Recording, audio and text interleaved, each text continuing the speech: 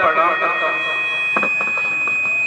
भैया पहले से सेट कर लीजिएगा बढ़िया, बीच में हारन ना मारे, बेस वगैरह बढ़ा लीजिए। माँ शारदा को प्रणाम करता हूँ। जितने भी लोग आए हुए हैं दर्शक हमारे, कुछ वहाँ पे खड़े हैं तो वो यहाँ भी आ सकते हैं। आदरणीय प्रधानाचार्य महोदय, अध्यापकगण, शिक्षक एवं शिक्षिकाएं, स्वतंत्रता दिवस के विद्यालय परिवार की ओर से आपको हार्दिक शुभकामनाएं। और दादाजी, कुछ सालों पहले एक फिल्म आई माँ पद्मावती, उस पे बहुत देश आक्रोशित हुआ, बहुत बड़ी सारी घटनाएं हुई। जैसा कि भी प्रिंसिपल सर ने बता के गए हैं कि मुगल पूरा 200 साल तक राज किए हुए, किस तरीके से मीना बाजार लगवाए जाते थे, नंगी मैम बहनों के बाजार वहां पे लगवाए जाते थे। अकबर को इसी प्रकार से बताया गया। मैं तो नहीं मानता हूं कि उसको राजा था। राजा किसको कहते हैं आज हम आपको बताएंगे। दृश्य केवल इतना है कि रतन सिंह को दिल्ली से छुड़ा के ले जाया गया चित्तौड़, और गौरा बादल दिल्ली में शहीद हुए हैं। बस इतना ही है, सीन केवल इतना है। आपके बीच में वो पंक्तियां मैं रखता हूँ। रतन सिंह आजाद हुए तो खिलजी खिसियाया था, घर में मिली पराजय के कारण वह चिल्लाया था। मेवाड़ घड़ा के कुछ सैनिक पिछड़े को तोड़ गए थे और खिलजियों की आंखों को लज्जित छोड़ गए थे।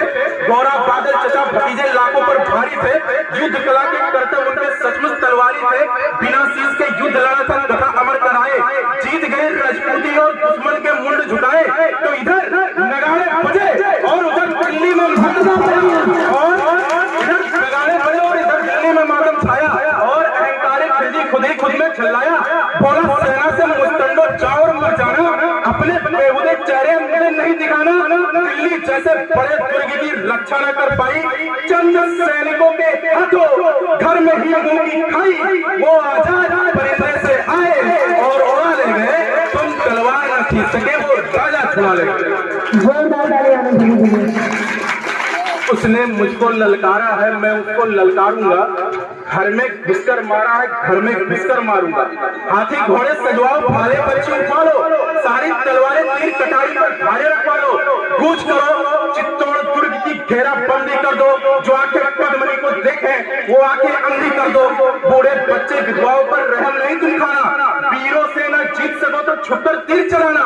तबे पाओ चित्तौड़ चलो तुम, पलट रहो दुश्मन को, मैं गर्दन से अलग करूंगा रतन सिंह के तन को। तो खिलजी अपनी सेना लेकर पहुंचा उस माटी में, बलिदानी धरती के ऊपर मेवाड़ी घाटी में। एक सेना को देखा, जोरों से चिल्लाया और कायरों के समूह को एक फरमान सुनाया।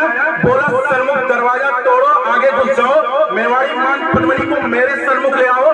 जो ही सैनिक बढ़े सभी का सहसा मन पड़ाया, किया नहीं तो सन्मुख उनको काल पड़ा दिखलाया।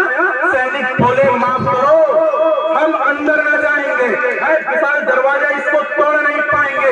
तोड़ पाए तो महाराज हम अपना कफन सिलेंगे। किले के अंदर सोए हुए मेवाड़ी सिंह मिलेंगे, सोए शेर जगेंगे तो फिर सबकी रूह हिलेगी। इतनी भी तेज भाग लेना पर दिल्ली नहीं मिलेगी। वक्त अभी झुकने का है, मेरे यहाँ झुक जाओ। सबकी खैर चाहते हो तो बाहर ही रुक जाओ। सर्दी वाला दादाजी इतिहास में ग्रेजुएशन में मुगल इंफ्रास्ट्रक्चर क्या है इस पर गर्व करिए। वो 2 कौड़ी के तुच्चे गधे पर बैठ करके रेत वाले इलाके से आए थे, झोपड़ी बनाने की जिनकी हैसियत नहीं थी, वो यहाँ पे इंफ्रास्ट्रक्चर खड़ा कर दिया हुआ। जब मैं यही बोलता हूँ तो बिस्कोहर के कुछ लोग मुझसे जलते हैं कि इंफ्रास्ट्रक्चर पे बात कर रहे हो, तुम हिंदुत्व पे बात कर रहे हो, भगवा पे बात कर रहे हो। भाई हमारा स्वाभिमान है, हम करेंगे। इंफ्रास्ट्रक्चर क्या है इस पर गर्व करिए। चित्तौड़ दुर्ग दुर्गों का राजा अंबर सी ऊंचाई, पैदल घूमो तो उम्र गुजर जाए इतनी लंबाई से विशाल थी रावल की प्रभुताई से बहुत कठिन थी पद्मनी की ठकुराई, और ठकुराई के आगे खिलजी बेहोश दिखाई पड़ता। किला भेद लेने वाली वह नृत्य नीतियां करता, किंतु उस किले की दृढ़ता का वाह वाह क्या कहना, किंतु उस किले की दृढ़ता का वाह वाह क्या कहना। 8 माह तक रेत शांति रही खिलजिया सेना, दीवार की दरद रही थी जंगल के दंगल में, और घुस पाते मेवाड़ी मंगल में। जिधर देखते थे केवल बस रेत दिखाई पड़ता, सम्मुख किला किले सम्मुख रणखेत दिखाई पड़ता। सुनो सहस्त्रों सेंटर का सम्मान किले के ऊपर, और एक महादेव वरदान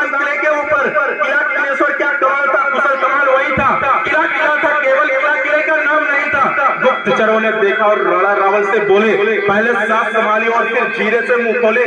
बोले, हुकुम, किले के बाहर काले घन छाए हैं, खिलजी के कायर सियार द्वारे तक चढ़ आए हैं। खिलजी की सारी सेना है थोड़ी दूर किले से। उस रोज रतन सिंह की बात ये उतरी नहीं गले से। थे महान बलवान किंतु दिल में खलबली मची थी। उस रोज रतन सिंह को गोरा बादल की कमी खली थी। ऐसा नहीं कि शेर चमकना अपना छोड़ गए थे, ऐसा नहीं कि वो लड़ मरने का सपना तोड़ गए थे, ऐसा नहीं कि शेर मार्ग में छुपकर बैठ गए थे, ऐसा नहीं कि शत्रु सेना से छुपकर बैठ गए थे, ऐसा नहीं कि राज खिलाने में रणधीर नहीं थे, ऐसा नहीं कि रावल की तरकस में तीर नहीं थे, ऐसा नहीं कि उनकी तलवारों पर धार नहीं थी, ऐसा नहीं कि मेवाड़ी मिट्टी खुददार नहीं थी। केवल एक यही भय था जो उनको रोक रहा था। मानवता का रक्त बहेगा ये डर टोक रहा था। पर्वत और युद्ध के किस्से और वेश्या का मुख, ये तीनों समुचित दूरी से देते सुंदर सुख तथा युद्ध की सुनने में रमणीक लगा करती है, मगर समर्थन में सोनित की धार बहा करती है। बच्चे अनाथ होते हैं, बहुएं विधवा हो जाती हैं, तभी युद्ध की असली सूरत मित्र नजर आती है। तो यही सोचते थे रावल की अगर लड़ाई होगी तो सच है दुनिया में अपनी ठकुराई होगी, ठकुराई होगी तो हर जगह बड़ाई होगी, किंतु बड़ाई की सचमुच कीमत योद्धाई होगी। खिलजी की सेना में जितने भी लड़ने वाले उनमें से ज्यादातर है भारत के रहने वाले। भारत के रहने वालों से हरगिज नहीं भिड़ेंगे, जब तक युद्ध टले टालेंगे तत्पश्चात लड़ेंगे। तालियां। सभा बुलाई गई और सारे मंत्री बुलवाए, सच्चे महारथी और योद्धा भी दरबार में आए। कोई कहे शस्त्र सन्मुख है रावल देर न करना, और पड़ोसी राजाओं के लिए टेर मत करना। सच्चा सूरवीर वही जो मारे या मरता है। कितने भी स्वर्ण सिंह ठहरे पर सिंह नहीं डरता है। मृत्यु वो नहीं जो हमको अपने संग लेकर जाए, मृत्यु वो नहीं जो हमको अपने संग लेकर जाए। मृत्यु वो जब कहीं हमारा स्वाभिमान मर जाए, मृत्यु तभी जब हम विपरीत परिस्थिति से डर जाए। राजन क्षमा मौन मृत्यु होती है, शत्रु अगर ललकारे तो फिर मौन मृत्यु होती है।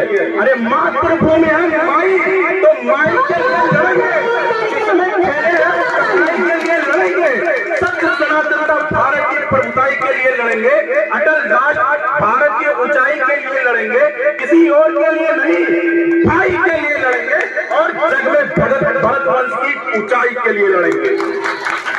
मैं तो एक हाँ ही करना था, राजा इधर भी था, राजा उधर भी था, लेकिन उन्होंने सोचा हम जोहर कर लेंगे, लेकिन हम शायर खिलजी के हाथ नहीं आएंगे। धोखे से रतन सिंह को मारा गया, नालंदा जैसे विश्वविद्यालय को उसने ध्वस्त कर दिया। अब आपकी चेतना ज्यादा जागृत हो, फाटक खुले, भीतर से लावा फूट पड़ा था और खिलजियों पर भूखे सिंहों से टूट पड़ा था। पदचापों से उड़ी धूल धरती को गगन बनाती, मातृभूमि की रक्षा का क्या अनुपम दृश्य दिखाती। हर हर महादेव की धुन से गुंजित हुई दिशाएं, तभी अग्नि की तेज लपट से चलने लगी हवाएं। बड़े काल से हाथ मिलाने, सर पर तपन लेने, आज चले अपने जीवन में एक गिरिए फेंके तो आसमान में उड़े हुए तारों को उड़ रहा था और की गति से जीवन निकल रहा था। योद्धा अपनी योद्धाई तक कर्तव्य दिखा रहे थे, माटी और लाल हो गए तो स्वर्ण छुड़ा रहे थे। उस रोज मौत रणभूमि में कईयों मौतें मरती थी, तलवार ढाल से टकराती थी, टंकारे फटती थी। उस रोज दामिनी भाले की नौकों संग खेल रही थी और कालिका स्वयं स्वर्ग से रक्त उड़ेल रही थी। जय हिंद भारत।